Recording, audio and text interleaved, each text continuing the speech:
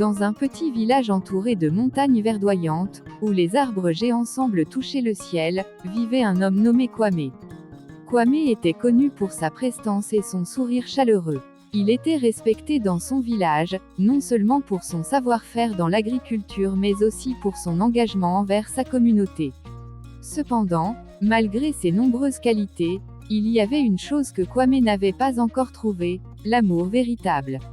Un jour, alors qu'il revenait d'un long voyage dans le marché du village voisin, Kwame aperçut une jeune femme au bord d'une rivière.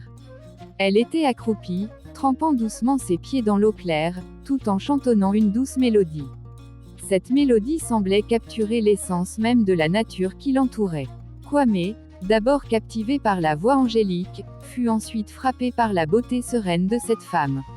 Elle avait des yeux aussi profonds que la nuit, et son sourire reflétait la lumière du soleil couchant.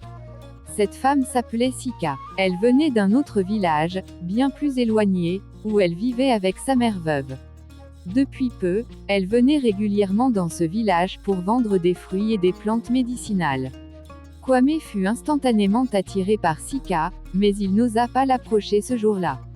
À partir de ce moment, il chercha toutes les excuses possibles pour se rendre près de la rivière, espérant la revoir.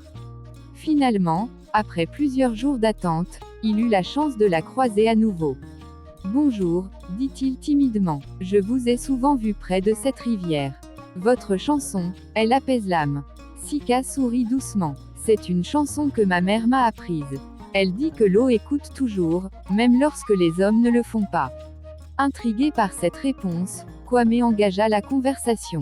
Ils parlèrent de tout et de rien, des coutumes de leurs villages respectifs, de leur famille, et du monde au-delà des montagnes. Chaque jour, Kwame revenait vers la rivière, et chaque jour, il espérait croiser Sika. Leurs conversations devinrent de plus en plus profondes, et bientôt, une relation secrète commença à se tisser entre eux. Ils se voyaient en cachette, loin des regards curieux. Kwame savait que Sika venait d'une famille traditionnelle, où les relations amoureuses étaient strictement surveillées. Mais cela ne l'arrêtait pas. Il la retrouvait parfois à la tombée de la nuit, au bord de cette même rivière, sous la lueur des étoiles. Ils partageaient des moments intimes, des rires, des secrets. Leur complicité grandissait avec chaque rencontre clandestine. Kwame était fou amoureux de Sika. Elle représentait tout ce qu'il avait toujours recherché. Pourtant, un sentiment de culpabilité l'envahissait à chaque fois qu'il la raccompagnait discrètement chez elle, sachant qu'il ne pouvait pas encore la demander en mariage. Dans leur culture, une demande en mariage impliquait bien plus que de simples sentiments, il fallait avoir les moyens d'assurer un foyer prospère et de faire honneur aux ancêtres des deux familles. Un jour, après plusieurs mois de cette relation secrète, Kwame décida qu'il était temps de rendre leur amour officiel.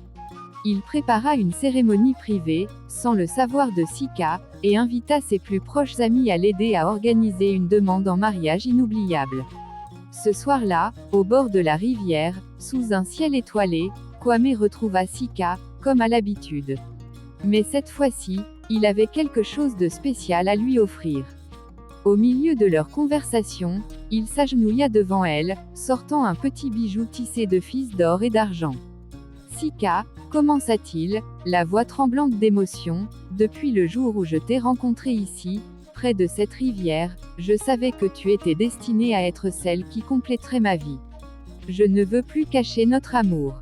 Je veux que le monde entier sache à quel point je t'aime. Sika, accepterais-tu de devenir ma femme ?»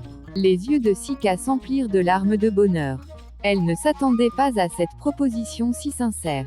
Après un moment de silence, elle acquiesça en souriant. « Oui, Kwame, oui, je serai ta femme. » La nouvelle de leur mariage imminent se répandit rapidement dans les deux villages. La famille de Sika accepta Kwame avec enthousiasme, et les préparatifs commencèrent bientôt.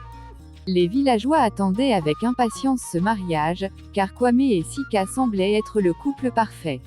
Le jour du mariage fut grandiose. Toute la communauté se rassembla pour célébrer leur union. Les tambours résonnaient à travers la vallée, des danses traditionnelles enflammaient la place du village, et les invités étaient vêtus de leurs plus beaux habits. Kwame et Sika rayonnaient de bonheur, et tous étaient convaincus qu'ils étaient bénis par les ancêtres. Ainsi, Kwame et Sika commencèrent leur nouvelle vie ensemble. Leur amour était pur et semblait indestructible. Kwame adorait sa femme et se montrait attentif à tous ses besoins. Il lui offrait des cadeaux, lui construisit une belle maison, et chaque soir, ils se retrouvaient autour du feu pour partager des histoires et des rires. Cependant, au fond de lui, Kwame gardait un secret, un penchant qu'il n'avait jamais révélé à Sika. Bien qu'il aimât profondément sa femme, Kwame avait toujours été attiré par d'autres femmes. Et bientôt, ce désir latent se réveilla doucement, menaçant de briser tout ce qu'ils avaient construit.